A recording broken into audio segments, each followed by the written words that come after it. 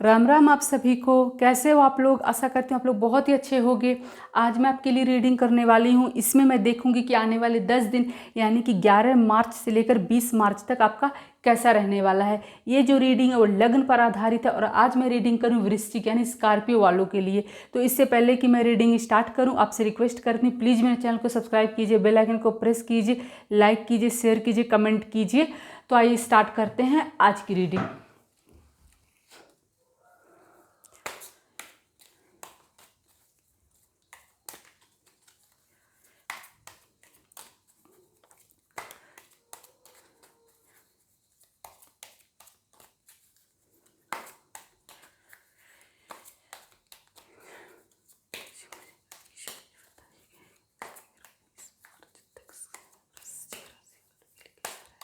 इसमें मैं देखूंगी आपका हेल्थ, आपका कैरियर, फाइनेंस, आपकी लव लाइफ और स्टूडेंट के लिए ये 10 दिन कैसे जाने वाले हैं।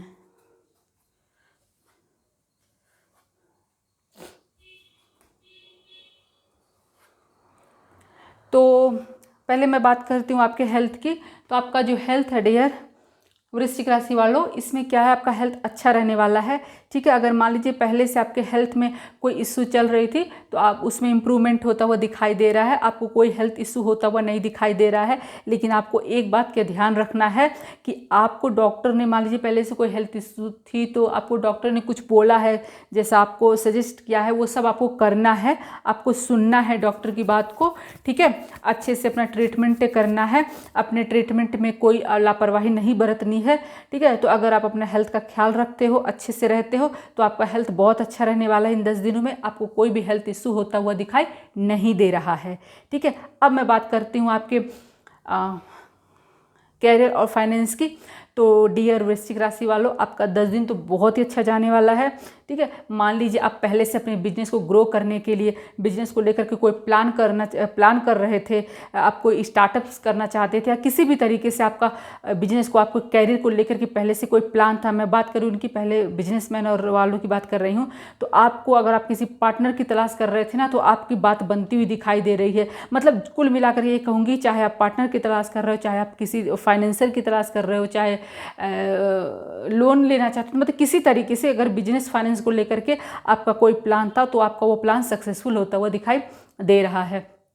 उसी तरीके से अगर मैं बात करूं एम्प्लॉय लोगों की, जो लोग वर्किंग प्रोफेशनल हैं, तो आपने भी जो अपना जो प्लान किया था ना कि मुझे अपने कैरियर में ग्रोथ चाहिए, आपको प्रमोशन चाहिए, न्यू अपॉर्चुनिटी देख रहे थे या फिर कोई प्रमोशन, इंसेंटिव, बोनस ऐसा कुछ देख रहे थे ना, तो आपका बात बनता हुआ दिखाई दे रहा है। ठीक है, आपकी विश पूरी होती हुई दिखाई दे रही है।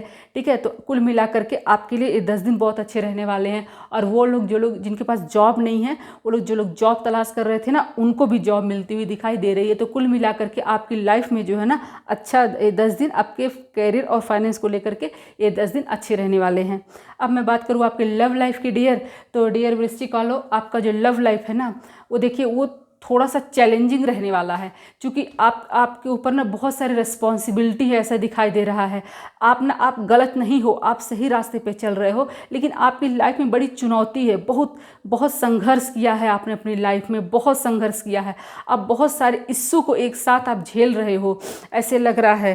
ठीक है, तो मान लीजिए मैं अभी कह रही थी आपके फाइनेंस के बारे में, आपका फाइनेंस का कोई प्लान कर रहे थे, तो इसी तरीके से ना ऐसे लग रहा है ना कि आपकी लाइफ में ना आप बहुत सारे चैलेंजेस से घिरे हुए हो। एक साथ आपके ऊपर बहुत सारी जिम्मेदारियां आ गई हैं, बहुत संघर्ष कर रहे हो, आप अपने लिए उतना टाइम ही नहीं दे पा रहे हो, बस दूसरों के बारे में सोचे चले जा रहे हो कुल मिलाकर के। और सबसे अच्छी बात यह है कि आप सही रास्ते पर, आप कुछ भी गलत नहीं कर रहे हो।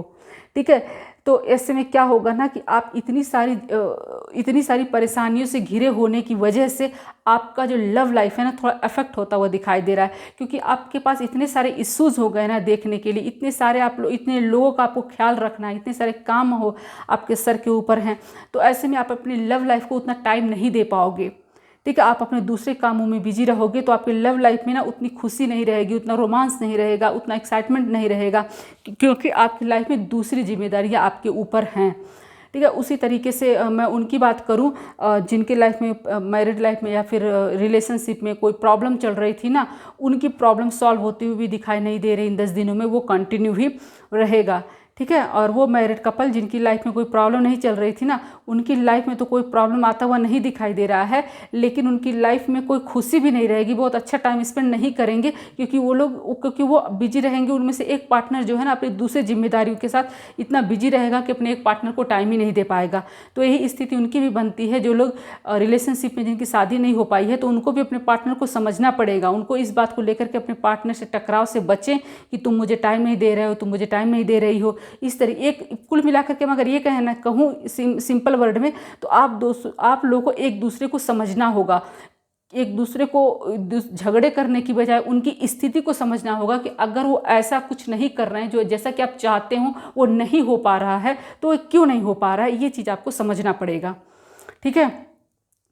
तो कुल मिलाकर के जो लोग शादी जिनकी नहीं हुई है, उनकी शादी भी तो उनको प्रपोजल आ सकते हैं, लेकिन बनेगा या नहीं बनेगा ये डिपेंड्स करता है कि आप लोग किस तरीके से उसको उस रिश्ते से बात करते हो। ठीक है। अगर मान लीजिए अगर आपको क्या करना होगा ना कि आपको कूल काम हो करके आपको एक चीज़ करना पड़ेगा, ये कि पहले आपके ऊपर जितनी सारी जिम्मेदारियां हैं ना, इतने सारे काम आप एक साथ बहुत सारे काम आप एक साथ कर रहे हो।